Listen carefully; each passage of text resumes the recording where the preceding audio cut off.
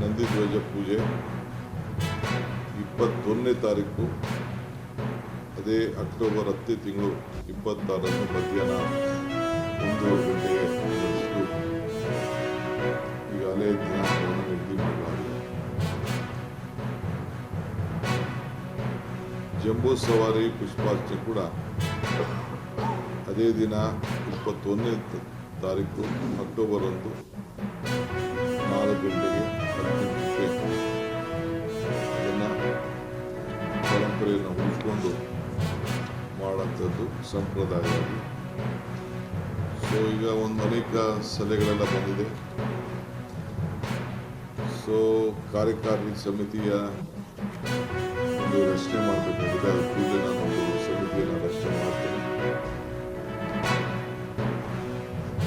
Air show ಕೂಡ ಈಗ ಆಹ್ವಾನವನ್ನು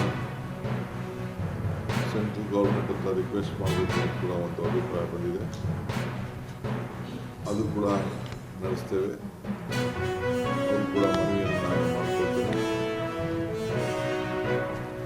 ಯಾರು ಕೈಲಿ ಅದನ್ನು ಉದ್ಘಾಟನೆ ಮಾಡಿಸ್ಬೇಕು ಅನ್ನೋದನ್ನು ಜವಾಬ್ದಾರಿಯನ್ನು ಈ ಸಮಿತಿಯವರು ಮುಖ್ಯಮಂತ್ರಿಗಳಿಗೆ ಕೊಟ್ಟಿದ್ದಾರೆ.